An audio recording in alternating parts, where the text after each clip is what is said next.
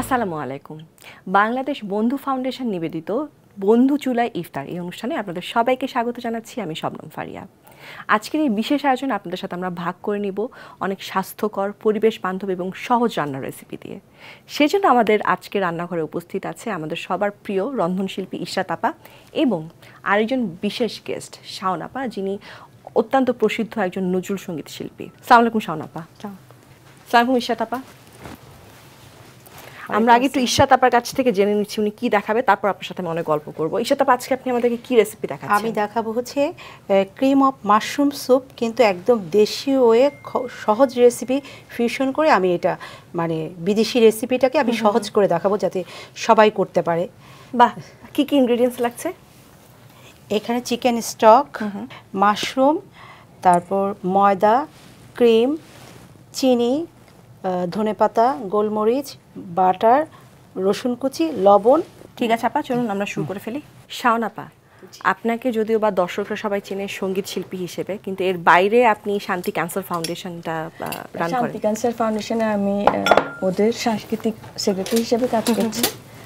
আর শান্তি ক্যান্সারটা মূলত ক্যান্সার রোগীদের নিয়েই কাজ করে। ওদের আমি অন্যান্য ফাউন্ডেশন এরকম দেখিনি যে কোনো একটা অর্গানাইজেশনে ওদের রোগীদের মন ভালো রাখার জন্য একটা আলাদা একটা সাংস্কৃতিক একটা কমিটি আছে। ধরেন যারা ক্যান্সার সার্ভাইভার কিংবা যাদের ক্যান্সার হয়েছে তারা সবাই গান বাজনা করে, বড় বড় অনুষ্ঠান করে।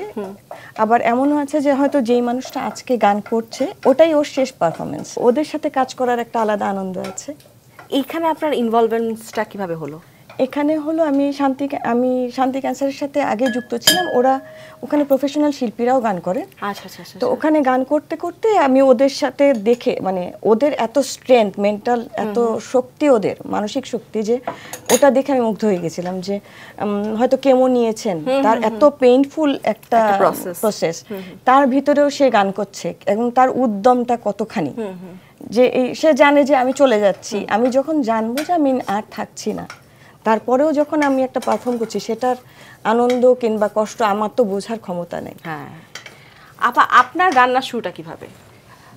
আমি ছোটবেলা থেকে রান্না খুব ভালোবাসি। আচ্ছা। একদম যখন আমি ক্লাস 5-6-এ পড়ি তখন থেকে আমি রান্না খুব পছন্দ করি।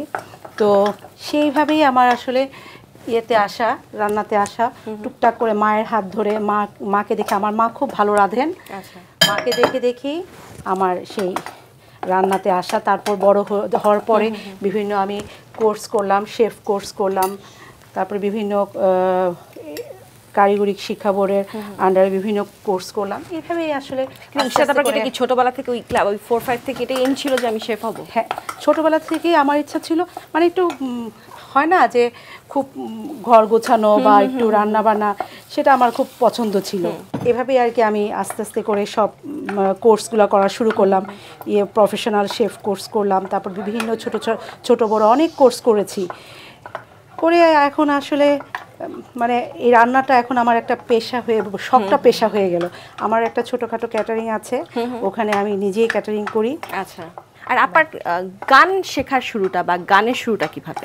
গানের শুরুটা আমি জন্মেছি এমন, আমি খুব মানে লাকি যে আমি জন্মেছি এমন একটা পরিবারে যেখানে আমার মার পরিবারের সবাই প্রতিষ্ঠিত শিল্পী, তারা সবাই গান করেন।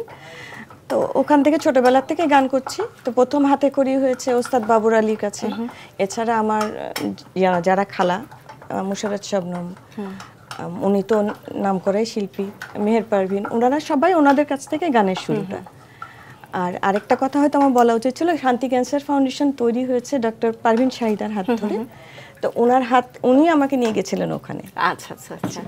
না, অনেক সময় হয় কি বাবা মারা চেষ্টা করে বাচ্চাদেরকে অনেক কিছু শেখাতে। যেমন আমার বাবা মা, তারা খুবই চেষ্টা করেছিল ছোটবেলায় আমাকে গান শেখাতে, কিন্তু আমি মানে গান শেখাতে একটা সাধনার বিষয়, রেওয়াজ করো, এই করো। আর আমি এত অলস একটা বাচ্চা ছিলাম, মানে এই বিকালবেলা খেলা বাদ দিয়ে রেওয়াজ করব বা সকালে আধা ঘন্টা আগে ঘুম থেকে উঠতে হবে স্কুলে যাওয়ার আগে, ওইটার জন্য আমি কখনো গান শিখতে চাই। এই দুষ্টুমি বোধহয় সব বাচ্চারাই করে, কারণ আমারও এখনো মনে হচ্ছে যে ওস্তাদজিকে আসতে দেখলে আমি পালিয়ে যেতাম বাসা থেকে। এবং আমার কাছে এক্সকিউজ থাকতো, একদিন আমার পেট ব্যথা, একদিন আমার পায়ে ব্যথা, একদিন আমার মাথায় ব্যথা।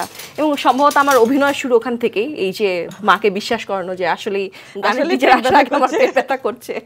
আপনার রান্নাও তো দেখি শেষের দিকে, অল্প সময়ের মধ্যে। আপা কি এই চুলা সম্পর্কে কিছু জানেন?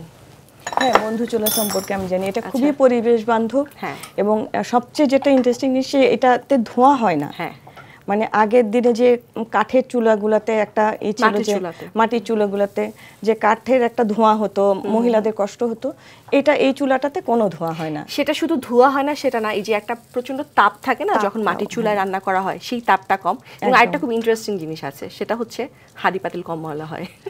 হ্যাঁ, এটাও সত্যি কথা। এবং অনেক সময় হয় না, অনেকের আপনার অ্যাজমা সমস্যা থাকে, অ্যালার্জি সমস্যা থাকে, তাদের জন্য তো আসলে ধোঁয়াটা অনেক ক্ষতিকর হয়ে যায়। না, আমি যেমন শখ করে এরকম একটা চুলা চাচ্ছিলাম, যে অনেক সময় থাকে না যে চুলার মধ্যে রান্নার কিন্তু একটা টেস্টও ডিফারেন্ট হয়, গ্যাসের চুলাতে কিন্তু টেস্ট আসলেই আলাদা হয়। ইশরাত আপার তো দেখছি অনেকটাই শেষের দিকে, আপার আর কতক্ষণ লাগতে পারে? 5 মিনিটের মধ্যেই আমি নামিয়ে ফেলবো এটা। ও বাহ, দর্শক 5 মিনিট লাগবে এটা শেষ হতে। আমরা দেখছিলাম আপা রান্না করছে অনেকটাই শেষের দিকে। শাওন আপা, ছোটবেলার ইফতার আর এখনকার ইফতারের মধ্যে তো অনেক পার্থক্য।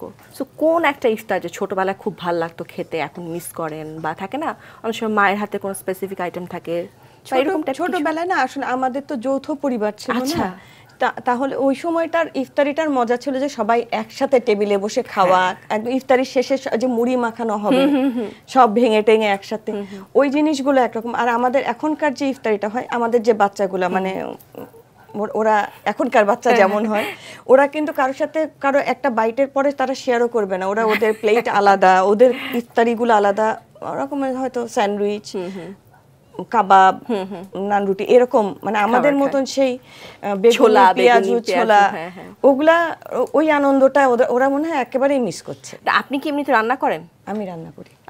আপনার হাতের কোন রান্নাটা আপনার বাচ্চাদের সবচেয়ে বেশি পছন্দ? আমার হাতের মেথি চিকেন আমার ছেলে পছন্দ করে। আর আরেকটা হলো আমি একটা একটা যে কি বলে ওটাকে, কোরাল মাছ, আস্ত কোরাল মাছ, ওটা আমি করি, ওটা ওরা পছন্দ করে। মাশরুম দিয়ে কোরাল মাছ খেতে ওরা খুব পছন্দ করে। ইশরাত আপার কাছে চলে আসি। ইশরাত আপা, আপনার ছোটবেলায় কোন একটা আইটেম, আপনি তো বললেন আপনার মা খুব ভালো রান্না করতেন, ওনার রান্না কোন আইটেমটা আপনি মিস করেন? ছোটবেলা যখন রোজা রাখতাম, সত্যি কথা যেটা বলতে, ছোটবেলা যখন রোজা রাখতাম তখন মনে হতো কখন ইফতারের টাইম হবে, কখন পানি খাবো। তো ইফতারের আগে মা যখন রান্না, অনেক রকমের পেঁয়াজ, বুট, বেগুনি, এখনের মতো তো এত ভ্যারাইটিস কিছু ছিল না আমাদের তখন যখন রান্না করতো তখন বলছে এগুলো কিন্তু সব আমি খাবো, এগুলো তো মা বলতো আচ্ছা ঠিক আছে তুমি আগে খেও, তারপর যেগুলো থাকবে তারপর আমরা খাবো। তারপর যখন রোজার আজান দিল, ঢক ঢক করে 2-3 গ্লাস শরবত খেয়ে ফেললাম, আর কিছু খাওয়া আর খেতে কিছু না। তো মা বললো এখন কই খাবার না, সবগুলো তুমি কিনা খাবা, এই আর কি, এইভাবে মজা হইতো। কিন্তু কোন খাবারটা মার সবচেয়ে বেশি মিস করেন এখন? আমার মার সবচেয়ে ভালো হচ্ছে, আমার মা খুব একটা কিমা ভুনা দিয়ে কিমা করে তারপর এটা ছোলা দিয়ে রান্না করতো। আচ্ছা, সেটা আমার মার খুব এখনো করে। কোথায়? আমার দেশবাড়ি নেত্রকোনা। আচ্ছা, আমার এটা স্যুপটা হয়ে গেছে, আমি ঢেলে ফেলি। বাহ, স্যুপটা খুব ভালো একটা গ্রান পাচ্ছি আমি। দর্শক আপনারা তো গ্রানটা পাচ্ছেন না, সেটা আমি পাচ্ছি। খুবই সুন্দর এবং দেখতে খুব ভালো হয়েছে। আমি একটু গোলমরিচ দিয়ে দিব। আপনার এই যে গান গাওয়া, তারপর ক্যান্সার ফাউন্ডেশনতে ইনভলভ থাকে, এই সবগুলো মিলে নিয়ে আপনার ফিউচার প্ল্যান কি? মানে এরকম কি কিছু আছে, ভাবেন যে আমি এরকম প্ল্যান করছি, এটা করতে চাই, সেটা করতে চাই? আসলে প্ল্যান ওভাবে করি না, কারণ আমরা দেখা যায় প্ল্যান একরকম করি, কিন্তু আমার প্ল্যান অলরেডি আল্লাহ সেট করে রেখেছে অন্য কোনো ভাবে। সো যেভাবে যেদিন আসে সেই দিনে আলহামদুলিল্লাহ ওভাবে পার হচ্ছে। হয়ে গেছে আপা? হ্যাঁ। ইশরাত আপা, আপনি যখন এটা বানাচ্ছিলেন, আমি আর শাওন আপা তখন গল্প করছিলাম, আমি আসলে শুনতে পাইনি কিভাবে বানিয়েছেন। আমি একদম প্রথমে আগে একটা ছোট মুরগি আমি স্টক করে নিয়েছি, আদা রসুন লবণ দিয়ে স্টক করে এটা রেখেছিলাম। তারপরে আমি 2 চামচ বাটার দিয়ে তার ময়দা দিয়েছি, সমপরিমাণ বাটার আর ময়দার সমপরিমাণ দিয়ে তারপরে এটাকে একটু করে হোয়াইট সস করে নিয়েছি আমি, করে তারপরে রসুন কুচি দিয়েছি, তারপরে স্টকটা ঢেলে দিয়েছি, তারপরে গোলমরিচের গুঁড়ো, চিনি, লবণ দিয়ে শেষ। আর আমি একটা ক্রিম করে রেখেছিলাম, দুধ ঘন করে ক্রিম করে সেই ক্রিমটা দিয়েছি, যেহেতু ক্রিম অফ মাশরুম স্যুপ, সেজন্য আমি ক্রিম করে নিয়েছিলাম। আপনি তো নিজে বানিয়েছেন, কেউ চাইলে তো রেডিমেড কিনেও মিক্স করে দিতে পারে। করে যে সবার প্রত্যেকের বাসায় তো দুধ থাকে, দুধটাকে ঘন করে দিলেও ক্রিম হয়ে যাবে। আচ্ছা আচ্ছা, এই হলো আমার cream of mushroom soup. Thank you আপা, খুব সুন্দর গ্রান আসছে। শাওন আপা দেখেন, সত্যি খুব সুন্দর। দর্শক আমরা আজকে এখানেই শেষ করছি, বিদায় নিচ্ছি, দেখা হবে আগামী পর্বে। তার আগ পর্যন্ত সবাই ভালো থাকবেন, সুস্থ থাকবেন এবং পরিবেশ বান্ধব থাকবেন। আল্লাহ হাফেজ।